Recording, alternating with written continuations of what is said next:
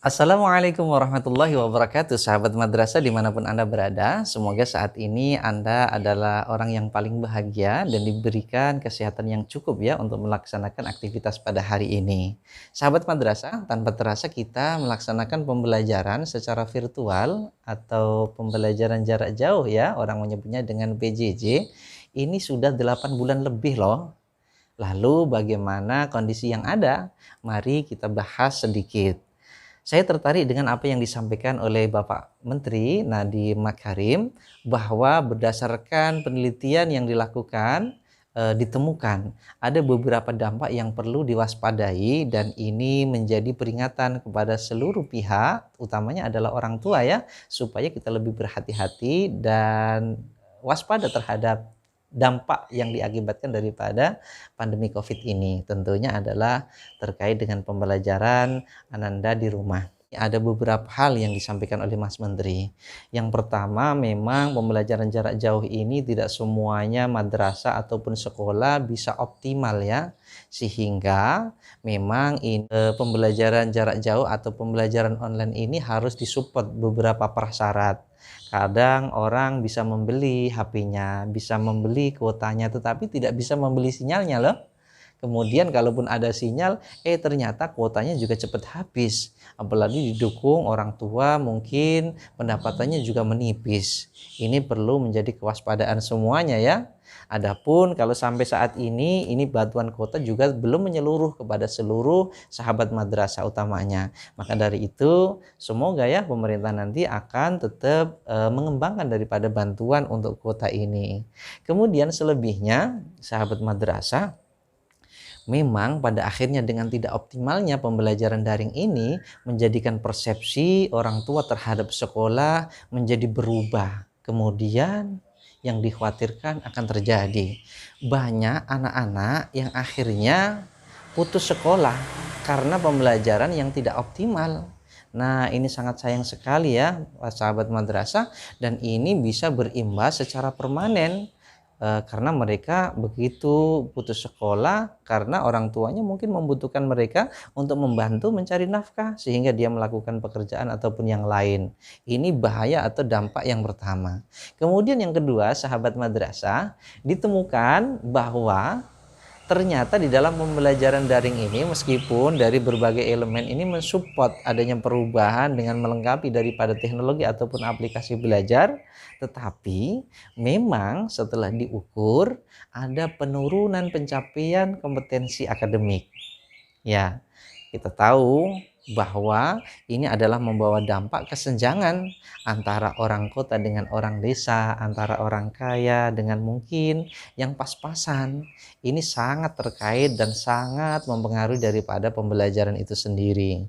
Sehingga hal yang harus kita lakukan adalah masing-masing harus sadar ya, supaya kita selain berpikir diri sendiri, yuk kita berpikir untuk teman kita, mungkin saudara kita, kepada lingkungan kita untuk saling support supaya meskipun kita pembelajarannya tidak selalu didampingi oleh guru di madrasah ataupun di sekolah, tetapi kita mampu loh menjaga diri kita untuk selalu bersemangat, bahkan kita mungkin tidak terbatas waktunya kalau di rumah. Bisa belajar kapan saja, mungkin melalui internet.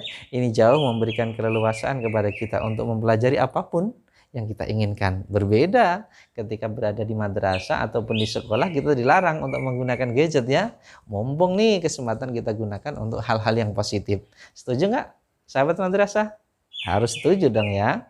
Kemudian sahabat madrasah, dampak yang ketiga ini yang memang ini perlu diwaspadai. Adanya pembelajaran daring ini, dan ini dilakukan apabila tidak optimal, ini ada loh banyak yang sebagiannya, apalagi Indonesia di daerah-daerah yang memang akses internetnya tidak ada. Di sana sering mati lampu. Ini kan menjadi kesulitan yang luar biasa, bukan hanya kepada para sahabat siswa, tetapi juga para sahabat orang tua. Ini juga menjadi terdampak dengan adanya kondisi tersebut. Beberapa perilaku yang berdampak kepada siswa adanya pembelajaran daring ini adalah adanya tingkat stres yang tinggi bagi anak-anak. Ini kita melihat karena banyaknya pekerjaan-pekerjaan dari guru-guru mereka yang menumpuk. Pada akhirnya ini menjadi beban berat. Maka dari itu banyak himbauan loh kepada para guru supaya memberikan pembelajaran banyak penjelasan, tapi menyedikitkan tugasnya ya. Maka dari itu, sahabat madrasah, para siswa, semoga kalian mampu mengatasinya ya. Bagaimana caranya agar pekerjaan tidak menumpuk kemudian menjadi beban yang berat dan kita menjadi depresi? Caranya adalah dengan mengerjakan tugas-tugas itu tepat waktu. Jangan diulur, jangan diundur, jangan ditumpuk-tumpuk terus tugas itu ya, tetapi dilaksanakan secara tepat waktu. Kemudian yang kedua juga kalian harus bisa ngirit loh kuotanya. Manfaatkan kuota itu untuk hal-hal yang positif saja, bukan untuk hal-hal yang lain tidak positif.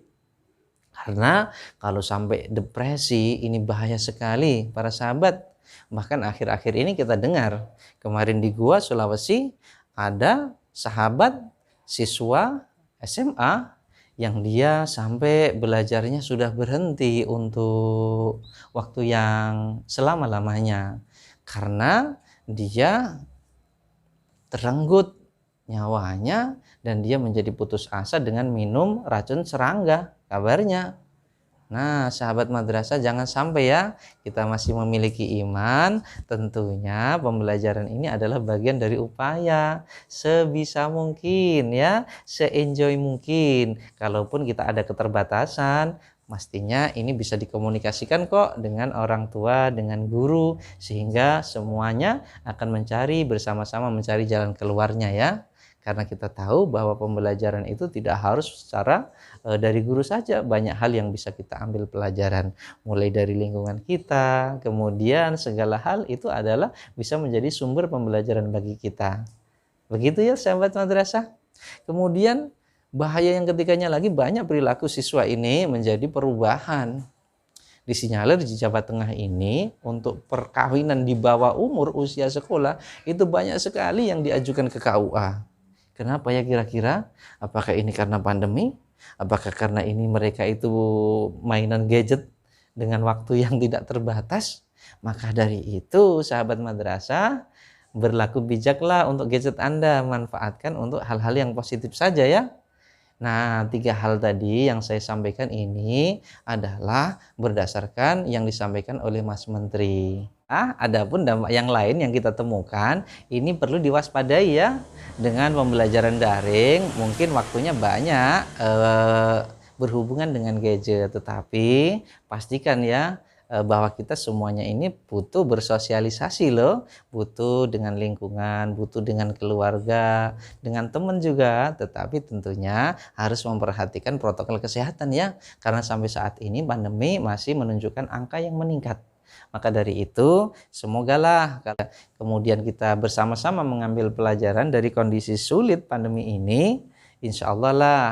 Toh semuanya ini juga sedang diuji. Saya yakin kalau kita ada optimisme, kemudian kita mampu mengkomunikasikan segala persoalan ini dengan pihak-pihak yang terkait, tentunya akan ada solusi ya. Semoga kesulitan ini segera berakhir. Sekian sahabat madrasah. Assalamualaikum warahmatullahi wabarakatuh.